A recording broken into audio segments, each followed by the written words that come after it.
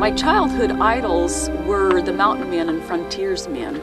I so badly wanted to be like them. I just wanted to be out there living off the land. I adored their adventures. Gosh, to be like them to me was the ultimate. You know, they were just out there doing it.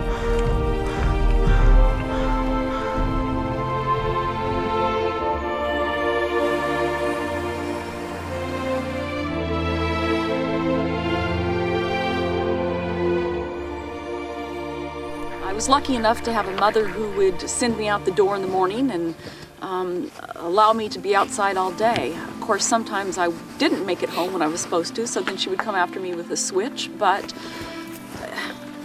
I had a great time running the hills, playing in the creeks, doing all the things that so many of our children miss today. When I started bow hunting, that's when I actually did start feeling like, wow, I'm one of those mountain men. Not that I was out there doing things the way they did, but just the fact that I was out there traipsing the mountains, you know, going through the woods, stalking my prey.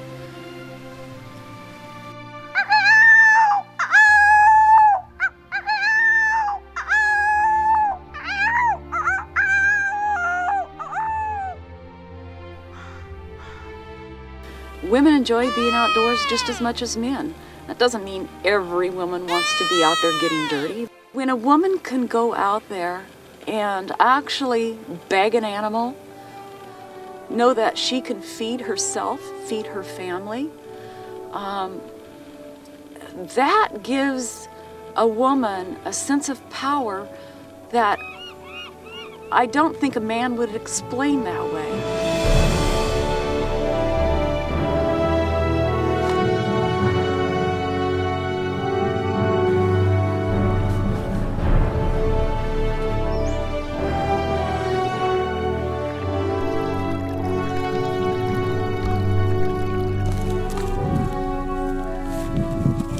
I don't like playing the woman card because I'm not a huntress, I'm a hunter, and that is what is important to me. The fact that I can have the respect of other great hunters that are out there, especially other great bow hunters.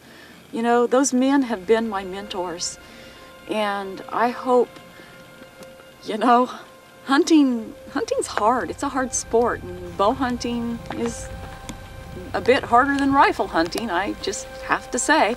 That's one reason I like to bow hunt.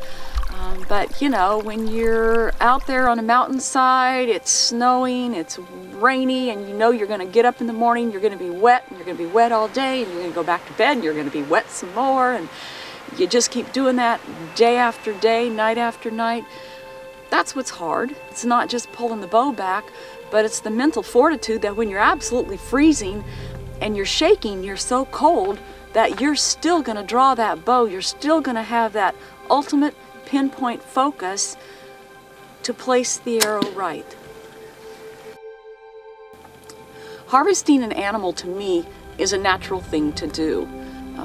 And of course we're talking wild, free-range animals. When I go out there and pit myself against those animals, because that's kind of how I see it, I'm stalking in on them. I'm trying to get within their zone to be able to make a clean, efficient kill. My favorite animals to hunt would be sheep, because I absolutely love the physical exertion and mental fortitude you have to get those animals. My most rewarding bow hunting moment had to be when I took the last sheep I needed for my Grand Slam. It was a goal, being the first woman to do it. It doesn't always go easy, and I went on a lot of hunts. I think in 4 years I hunted 10 different hunts. 5 of those were for doll sheep, and when I finally, ultimately, put an arrow through that doll, the weather was so bad we couldn't find him. For 2 days we looked for him. The fog was to the ground, there was snow, sleet, it was miserable. And on the second morning after shooting him, my guide spotted him, And oh my gosh, when I took off running over to the area that he was, I felt like I was literally flying. I was so happy.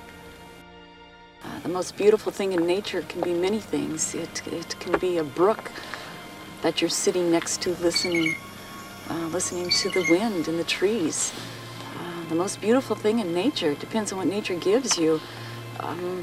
You know, I live in Alaska and I see a lot of ice and snow, and sometimes the most beautiful thing is the way the sun glistens off the hoarfrost. The most beautiful thing in nature is that you're participating in and taking in when you're out there.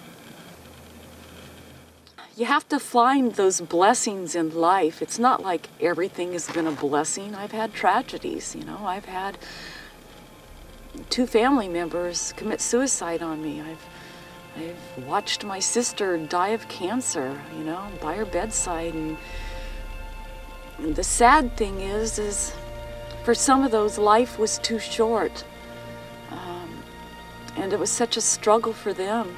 They couldn't see the blessings, you know, and when you don't see the blessings in life, God, you live a miserable life. And sometimes you have to turn things that don't look like blessings into blessings.